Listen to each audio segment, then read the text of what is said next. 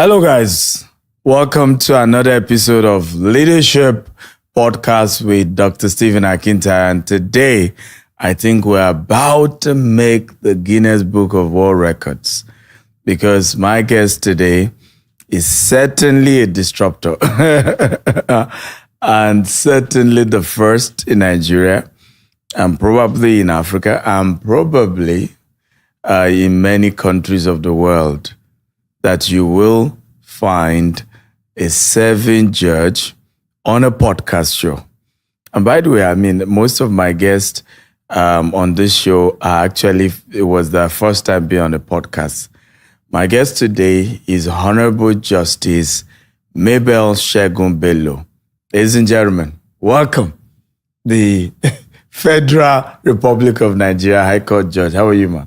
Thank you. I am good. Thank you. Certainly your first podcast. Oh, yes. My very first one. Thank you. So you've been disrupting this space, you know. We hardly see judges. We hardly. Why have you been out there? You do a lot of public speaking engagement. Why do you think it's important to be out there?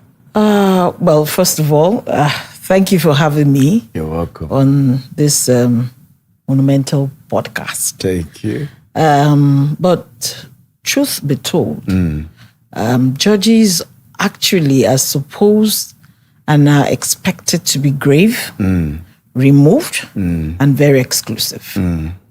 It's just like generals.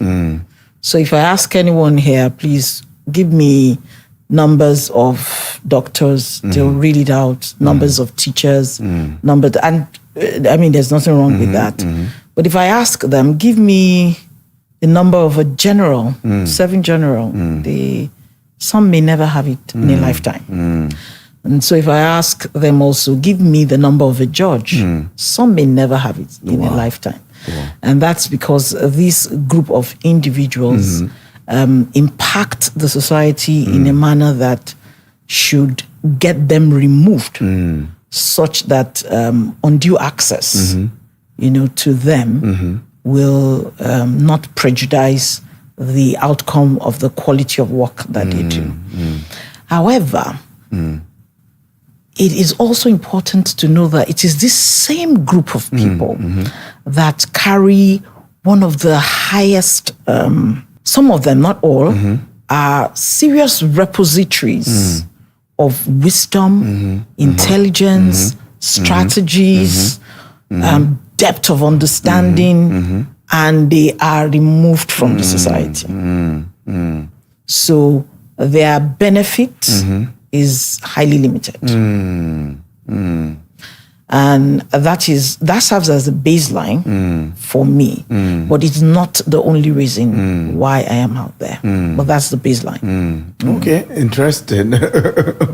So tell us, you are a twin. You guys are identical or not? No, we're not. You're not? We're not. We're maternal twins. So how was it growing up as a twin? That's a very critical question you have asked. Yeah. And I believe that when I answer this, it will be a liberation to a lot of parents, especially parents with twins. So I grew up as a twin, actually being compared consistently. With your sister? Yes. Wow. Once you are a twin, there's a frame of reference different from you that people will always refer to. Wow. So woe betide you if you're the one not doing so well. Wow. So I had teachers every time coming in and saying, why are you like this? Look at your sister. Wow. These are two individuals coming from the same womb. Why are you so behind? Why are you not so productive? Wow.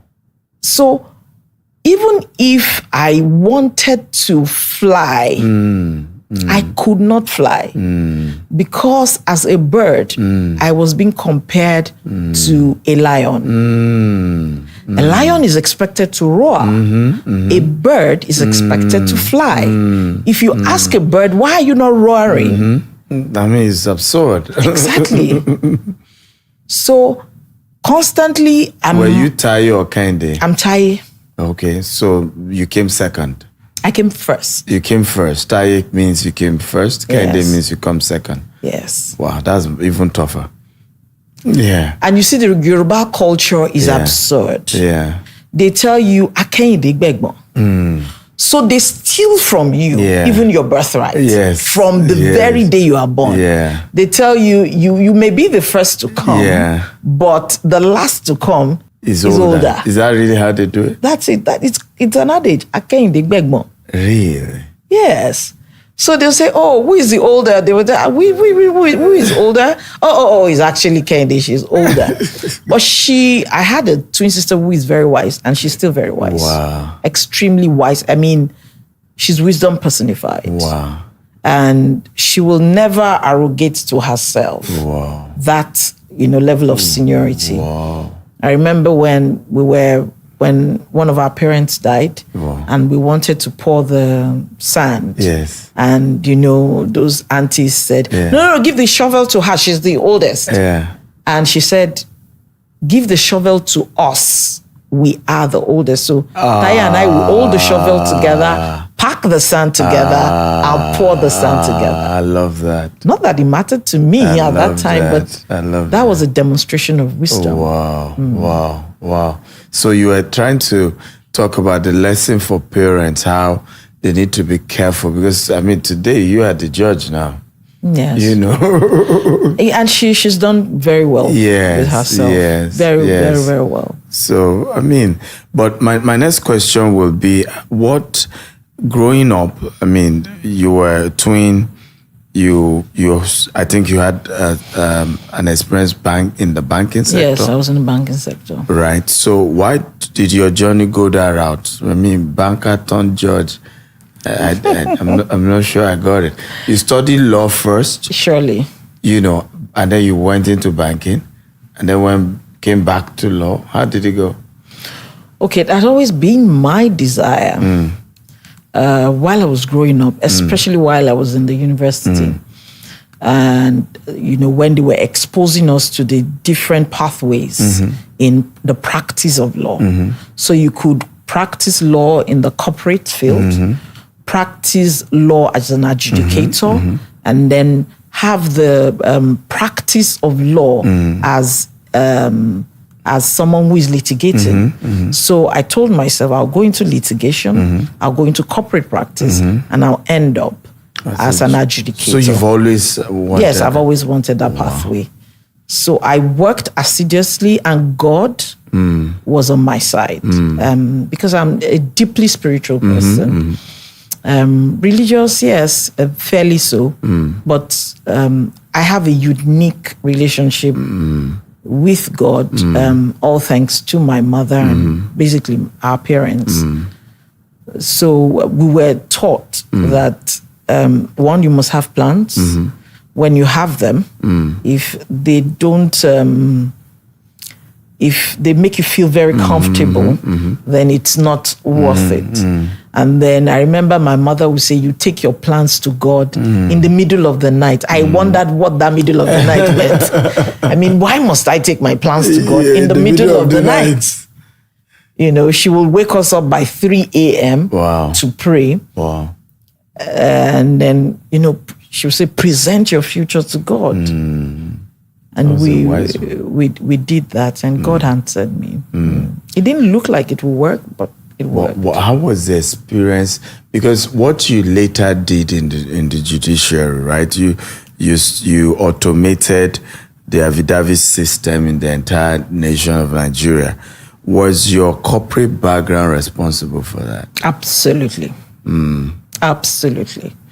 So what happened is that when I left the corporate world, I ensured that the ethics. No, not for too long. It was like a year. Oh, okay. Yes, my ethics in the corporate world, especially in banking, my work ethics never left me. Deliberately so. I held on to that the work ethics, and it was that predominantly distinguished me in the public space. So even while I was a junior magistrate, I was a junior magistrate with a difference. When I became a senior magistrate, I just upscaled. And then the space of personal development, I was always found in that space. Yes, absolutely. I gleaned knowledge. I'm a witness to that one. I gleaned knowledge. Like a sponge. Yeah, and I kept retooling myself. So there were some tools that were obsolete. I dumped them, picked up new ones, even when I had no arena of application. But I knew that there is a law of life that works in the sense that once you tool up yourself, the opportunity to apply it will come. Well, how was that project itself?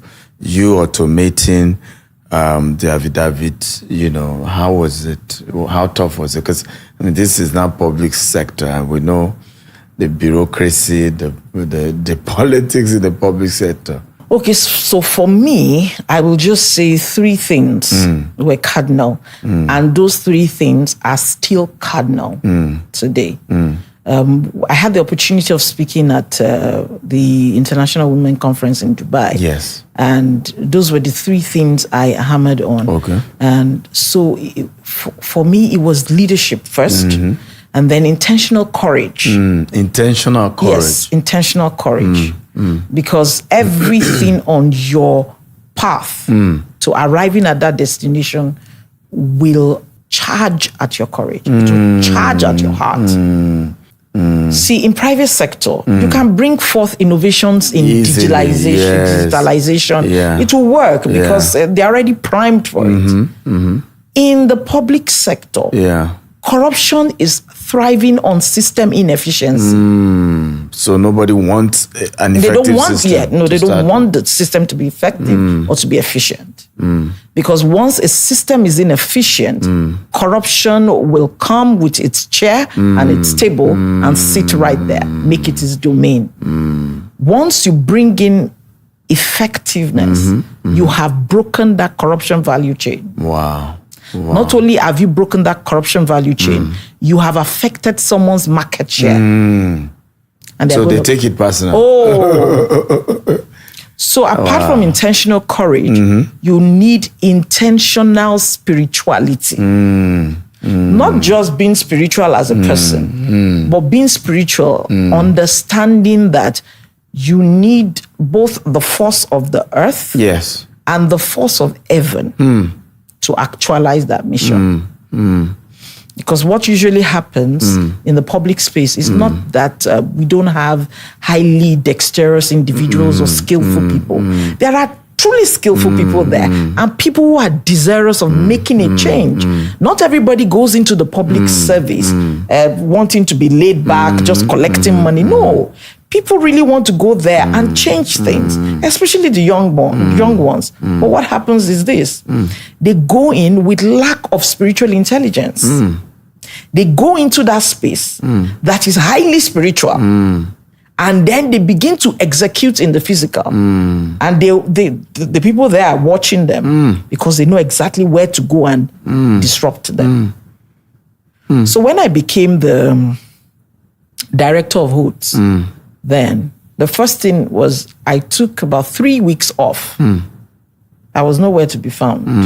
In fact, some were saying, "No, she's not ready to do the job. She's feeling intimidated. She's."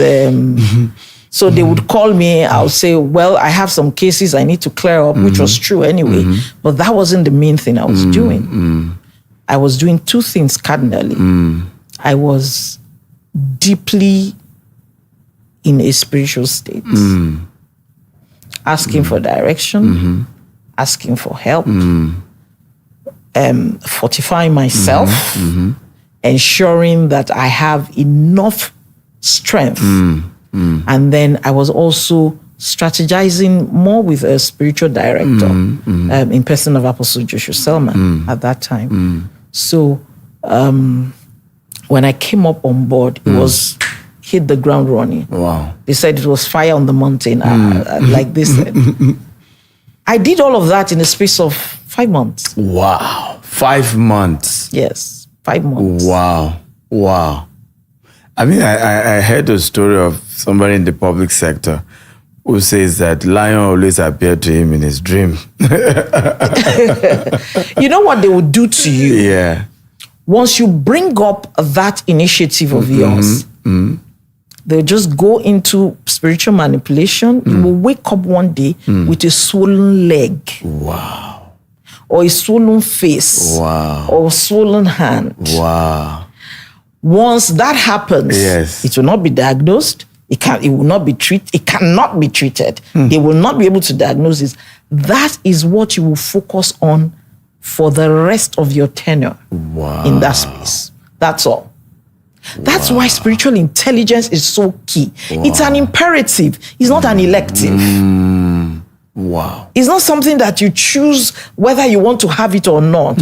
Once you land in that space, the first thing you must have is spiritual intelligence. Number one, many people want that chair that you're sitting on.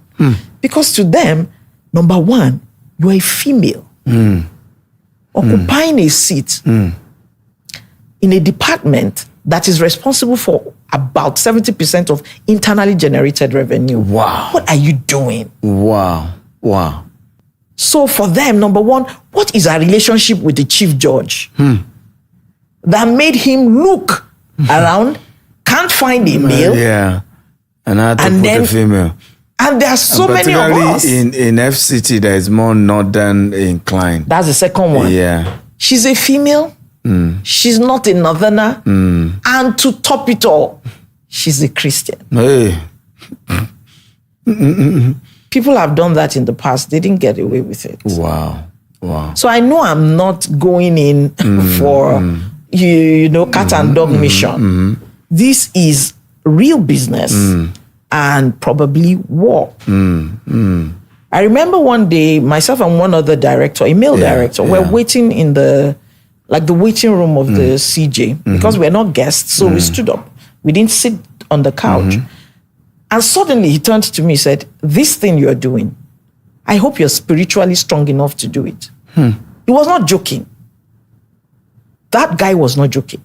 No, who said that to you? It was another director, a male director. Wow.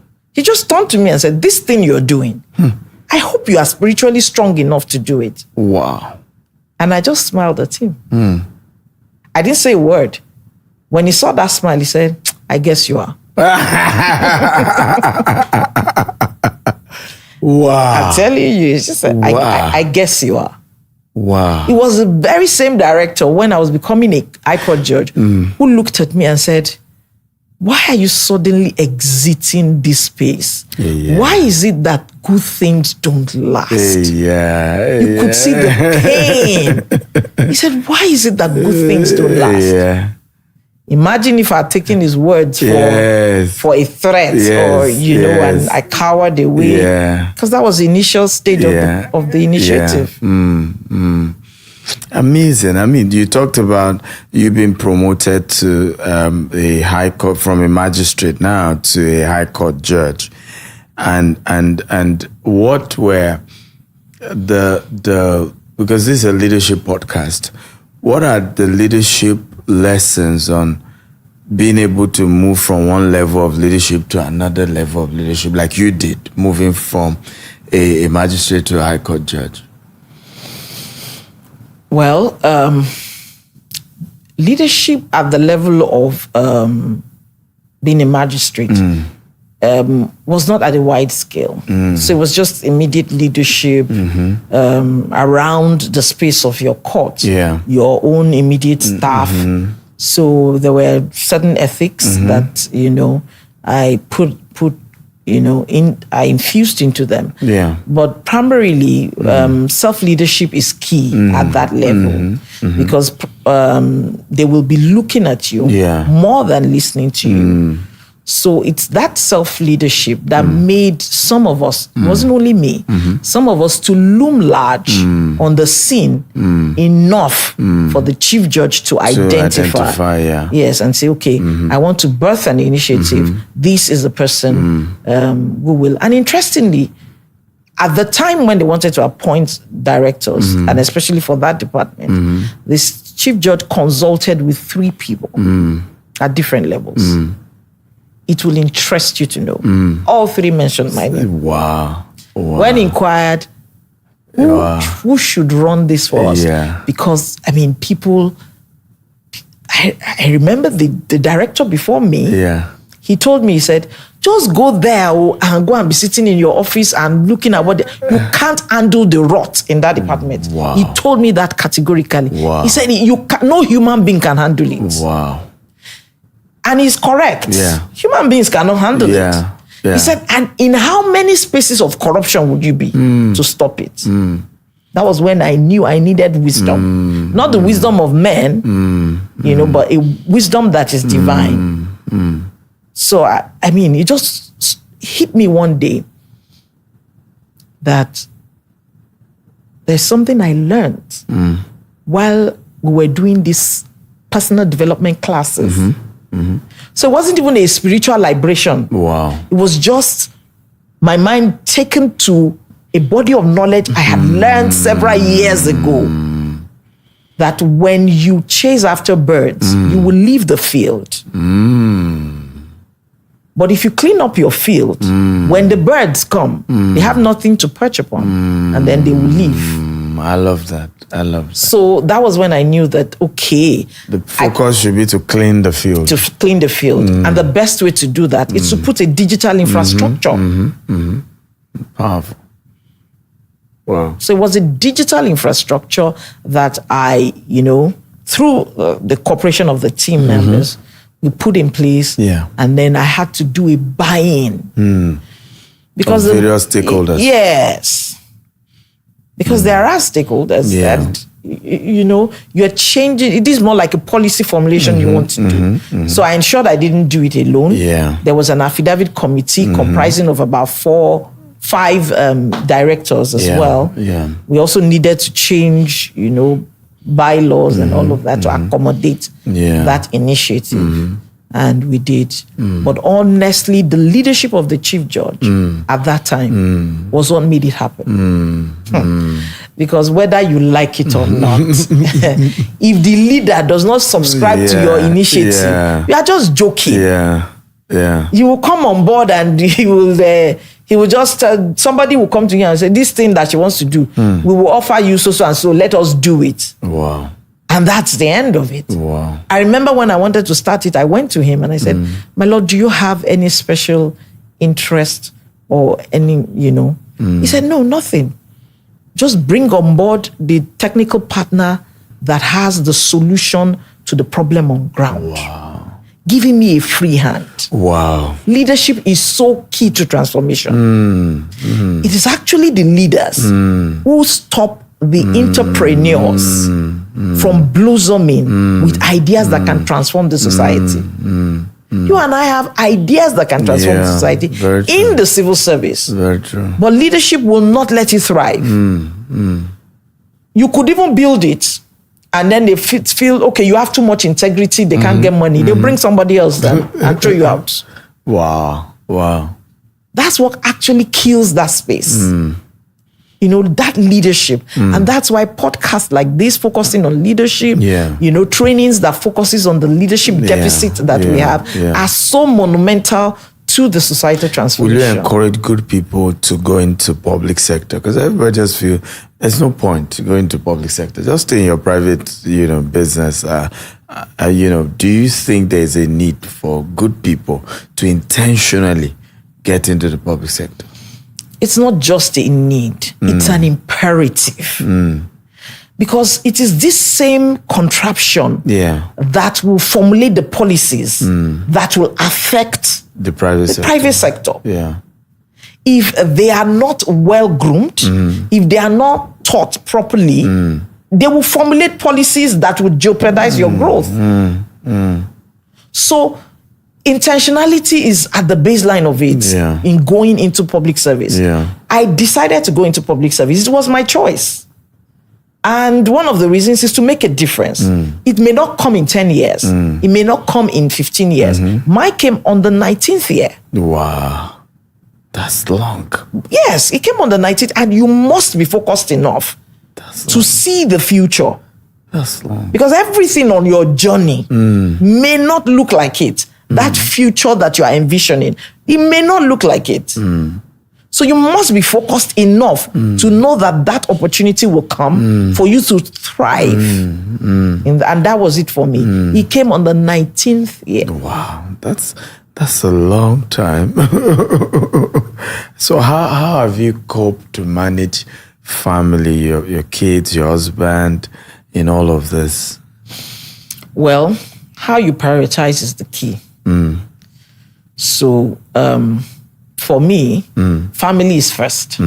When we were at the leadership program some days ago, someone was speaking on the stage. They asked her the same question, and then she arranged her priority. And Dr. Linus turned to me and he said, "That's your arrangement." Yes. That's because anytime he calls me for training and it falls on either of my children's either visiting day or open day, I mean, it can't work. It doesn't work. It's gone. It's gone. Yeah. So I'm back in Ghana again in June. Okay. And when,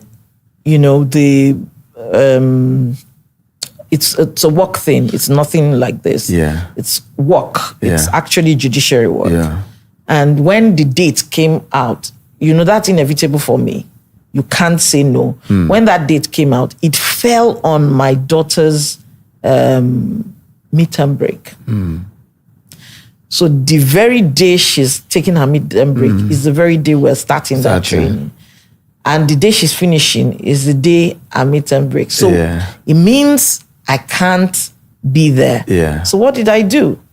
I called her yesterday and I said, your midterm break falls on so and so day. We'll spend it in Ghana. We'll spend it in Ghana. Yeah. She was so excited. I do that a lot. Accra. I said, yes, it's Accra. So I'll have to, once the ticket comes out, I'll have to buy our own equivalent, so that whether it's morning or afternoon, and then bring her with me. That would be good. Yeah, got in touch with a friend who will give me her nanny. That's your last... my last daughter. I mean, how have you managed? It's believed that, we hear this. We hear that judges are corrupt, but at the same time, we also hear, at least I have spoken to a few judges who say that there's so much blackmail going on about judges, right? People just, you see a judge maybe with somebody and then something happened. They say, you see, that was the meeting where he bribed her and all of that. So what do you think is going on in that space of the judiciary? Okay, so this is not me trying to launder anybody's image. Yeah. But let me start with the clarity conversation. There may be corrupt judges, but there are corrupt doctors. There are corrupt teachers. There are corrupt businessmen. There are corrupt nurses, which is even more dangerous. So this is not a justification for anything. But the truth of the matter is that you cannot divorce corruption from any human contraption. So it may be there. But the truth of the matter is that there are more judges with integrity than judges without integrity. But the ones that are being projected more are the ones without it.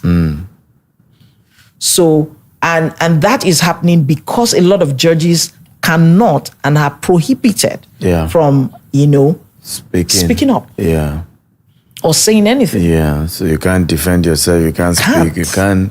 So if there's a publication about you... There's nothing you can do. Wow. It's in recent time that we are beginning to clamor for, spokespersons who can reply these people. Oh, okay. Has that been approved? Well, it's still the same conservative thing that, you don't jump into the space with...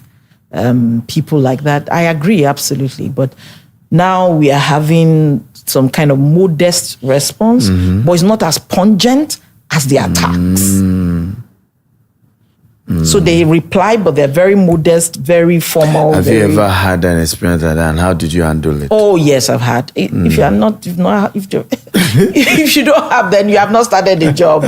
I mean, I was baptized less than 6 months or 7 months into the job. Wow. Yes, because I came in at the time that election was happening in Nigeria. Wow. And As a High Court judge now. Yes, Okay. and the Federal High Court is the one with the jurisdiction for elections. Yeah. So, there was something that happened, and I said, you know what? I am not granting this order. Yeah. Because it's a judgment. It's coming from a judgment that I did not deliver. It was my senior that delivered it. And I said, go on appeal. And then they demonstrated against me. I locked my gates. I didn't go anywhere. I tell you, it was a demonstration. I videoed it.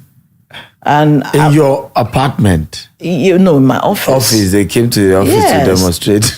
And I remember my staff, when I told them, let's continue sitting.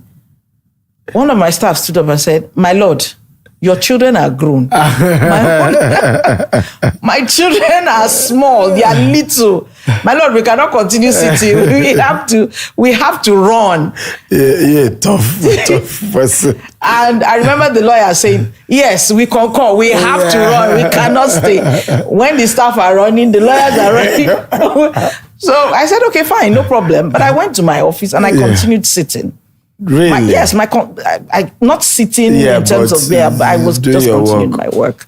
Of course, I notified my superiors, no doubt about it. But I was confident in two things. Yeah. One, I didn't do anything wrong or actuated by a corrupt mentality or mind. Yeah. No. Yeah. Not, it was just the lawful thing to do. Number two, I am confident in who is watching me. So when one of the staff came in and said, my lord, I'm going, we're going to take this place, we're going to jump through this, we're going to... And she said, I'm surprised, you're not even standing up. I said, may your eyes be open to see the host of heaven surrounding me. She laughed. She said, I know where you got that in the Bible, but this is reality. I said, the Bible is my reality. I love that. Was I shaking? I was absolutely not shaking. And I was not afraid. Wow. Because I've been in that situation before and I was afraid. Wow. And the level of spiritual intelligence at that time were not the same. So I was not afraid. Wow. And they didn't enter. Of their own, somebody just talked to them and said, let's disperse. Wow. And they left. So they wrote all manner online. The next day I saw all manner of things online. Yeah. That I was in that state. I was flying in the governor's private jet. Wow. I was, and for a woman, when they say that, it doesn't just affect your job. Yes, it affects your home. I'm telling you. So the first thing, I just screenshot the thing, I sent it to my husband. Yeah. And he laughed. I said, why are you laughing? It's not funny, this is not funny. He said, because they said you are flying in a private jet, and I know you don't even fly business class. Because he asked me, why don't you fly business class? And I say, so that they can write about me that I'm collecting money. So he says, so I know that you don't even fly it. So of course sometimes I do now. Yeah. But then you just have to manage it, knowing who you truly are. Yeah. And then knowing that no matter how much lies, I mean, if the Yorubas will say, Biroba lo fun ogun odun. In other words, interpretation, if lie goes for 1,000 years, one day truth will catch up with the lie. My next question would be, what are your top 3 leadership advice to anybody, leading the public sector or other sectors as well, but particularly very relevant to those in the public sector? For the public sector, integrity is key. It's number one. Because whatever it is you're driving, they are watching your stance in terms of your sincerity of dedication and sincerity of heart. the moment they sense a prevarication in your stance, maybe there's a benefit coming to you, that's why you are initiating that's it. You will not have that critical followership. They'll not follow you. And you can't do it alone. Digitalization that I did, how much digital understanding do I have? Yeah. I mean, your guys here were putting me through this. I was looking like a novice. Yet, this was someone who put in a digital infrastructure. Wow. So you need the critical buy-in of your people. If you lack integrity, you can't have that buy-in. You can't get to their heart. You can't engage them. You can't enwrap them. They will not follow you. They followed me with their lives. Wow. I mean, it was clear. Wow. They so much followed me that one of the days I did not have AC in my office. I was using a fan, a standing fan. And then I came out of my office and saw one of the ladies pregnant. One of my staff who was pregnant, and she was fanning herself. Yeah. And it was so hot. I mean, Ghana is so cool. I'm really amazed. Look at their weather. I feel like not going. I feel like not going back to Nigeria. It's so hot in Nigeria sometimes. So I gave her my fan. When I came into my office, I was pouring out sweat. Wow. So what did I do? I opened my refrigerator and then took my chair in front of my refrigerator. And one of the staff came in and said, "Oh my God, what is happening? You don't have a fan?" And she started crying. And I said, "Would you just go and do your work?" She ran up to the CJ's office. Yeah. You dare not. She ran up to the CJ's office and went to tell them. Before I knew it, they had bought 2 new fans and sent it to my office. That's a staff. Wow. Whose heart you have bought. So for me, is integrity. Second is diligence. And people think diligence is working. No, diligence is not working.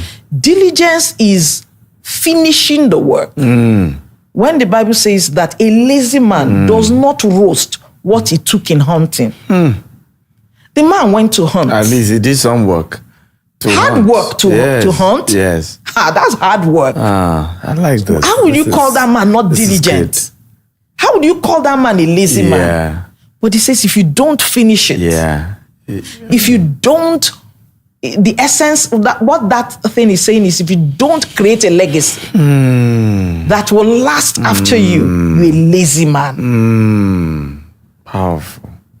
If you start the work without the end in mind, you're a lazy man. You must leave a legacy. You must leave a mark that the world and that environment will remember you for. Wow. Impossible for them to erase. Wow. Why? Because you have built systems and structures around it. He says, if you're not doing that, you are haunted. You are hunting. You are still a lazy man. He finishes that verse by saying, but diligence is the precious possession of a man. Wow. So you can have very many possessions. But the precious possession of a man is diligence. Wow. So it's not hard work. Wow. It will start with work.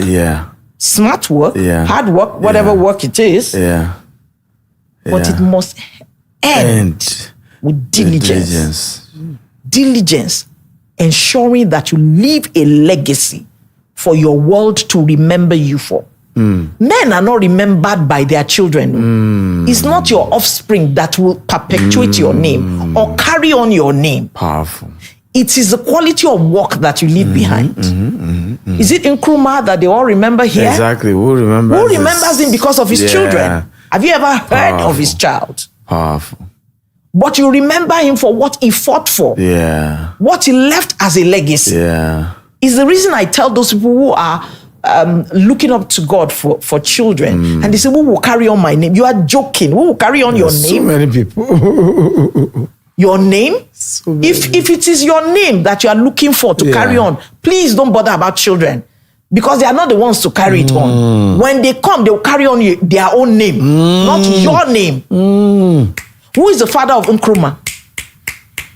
They will carry on their own name, not your name. I left the FCT Judiciary today. I am not remembered because I am a mother. I am remembered because I broke the back of corruption in that environment. Come on. It's not as if it is still not there. Yeah. But it is minimal and controlled. Yeah. So you don't have corruption anymore. You have extortion now. And that extortion happens only when you are a simpleton. Yeah. So you want to fill a form that you're supposed to do in a digital form. Yeah. You are afraid of doing it. Then you now take it to some of the staff who will now take 10,000 naira from you. Yeah, for helping you to feel. To do something you can do. Then you are the one who made yourself vulnerable to extortion. Yeah. Wow. But a diligent man will always roast what it takes in hunting. Come on. Hey, ladies and gentlemen, I feel like I'm in church right now. Really? I'm not preaching. Okay, this looks like I'm in church. This is Honorable Justice Pastor Mabel Segun Bello. That's not fair. But this is good stuff, right? I really love it. What's your advice to women in leadership, whether they're already in leadership or they're about getting into leadership? I think is important for, my argument is that women do better in leadership, and we need more female leaders, particularly in Africa. I mean, what will you speak to that? Yeah. A lot of women are doing well these days, but not in the leadership space. And it's only one deficit. And that deficit is guided mentorship. Because women are courageous now. Yeah, very Women true. are entrepreneurial. Yeah. Women, you know, when I hear them speak, I said, oh my God, women are getting it right. Yeah. But they still can't ascend because of that lacuna, that gap of guided mentorship, which a lot of men have. Are you sure we do? Oh, men help men. Men assist men. Men guide men. I see it. Wow. I see it all of the time. Wow. I have mentors that are male. Yeah. And they have more male mentees than females. Than female mentees, yeah. Not because they do not desire to, but because they don't have they don't want all the preferications and all the vicissitudes that come with having women in your space. Yeah. And once women have this close connection with there's you, there's an assumption. And sometimes it may not be an assumption. It may just be a natural progression of life that happens. Why are you laughing? These things happen. Yeah. So they are wary. They have attained to a status that they don't want somebody to come and rubbish it. I see that. But there are women who have debuted and they have reached that space and that status.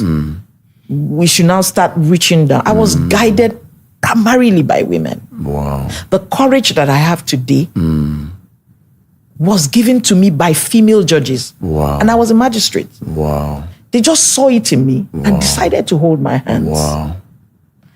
And, they'll just tell me, you are phenomenal. Wow. You're different. Wow. And I'll say, I can't.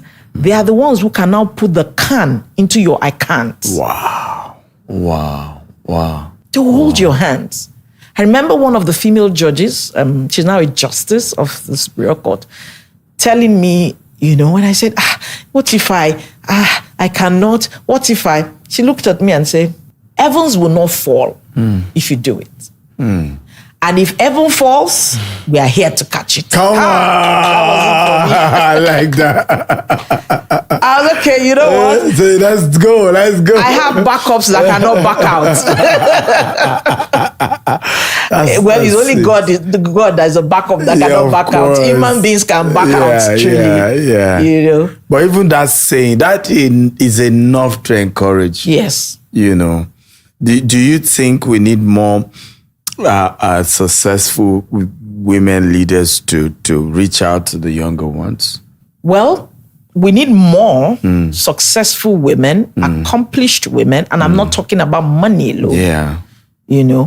That should provide guided mentorship, but intentionally not create reach out. Yeah. Because once they reach that level, number one, they're extremely busy. Number two, they also have family and other facets of life to juggle and other with. responsibilities. And other responsibilities. So if you know that you need it and you require it, you will have to reach out up to them. What if people are saying, but they will say no? So any woman who is actually worth her calling as either powerful or accomplished will naturally say no. Will not say no. Must have gone through guided mentorship. So they know the importance of it. Giving you that as well. Yes. But the only thing is they will ensure that you qualify for it. So how do you qualify for it? Okay. So I have a lot of mentees. I see them a lot around. And I have a lot of females who aspire to be my mentees. Yes. So why is it that some are and some are not? Yes. So number one, the quality, don't let me say quality, but the fashion, the manner of approach, not just approach, of their entry. Okay. Is very important. The strategy. So if you have greatness in front of you and you want to access greatness, your doorway is very critical. If you come in from the doorway of being needy, you will remain a slave. If you come in through the doorway of being, and I've heard even Joshua Salmon say that in recent time, but I mean, he just gave clarity to it. But that's the truth. I always say, if you put your best foot forward. Then they will grab you with their best hand. I like that. So he says, if you come in through the doorway of value, then you will be valuable. I used to say, if you put your best foot forward, they will grab you with their best hand. My argument is, offer something in exchange for the mentorship, right? Offer something. I mean, I've seen some of the mentees you have offering to be your personal assistant to an event, to a conference, right? Make sure they're able to help you take pictures, they're able to, and just that has given them access. So obviously they are offering their time to serve in exchange to get your counsel. But you often see people wanting mentorship without offering anything, just say, help me. And ultimately, I mean, everybody also need help. So yeah, everybody. Even God will not offer you without giving you promises. Absolutely, yeah. And it's just not service. It must be needed service. Yes. So if you want to serve me in the area of writing judgment for me, you are joking. I can write my judgment. Exactly. But if you want to help me to do my research and do the synopsis for me, then you have a job. Interesting. I wish we can continue, but we both have a flight to catch. Honestly, we do. I feel like not leaving Ghana. The weather is so beautiful. It is. Akwaba. Ladies and gentlemen, that is a wrap. I wish and I believe we'll still have maybe another episode with Justice Mabel. She is just amazing. And I hope Guinness sends us our certificate for this episode. Right? Love you all. Bye-bye. Thank you.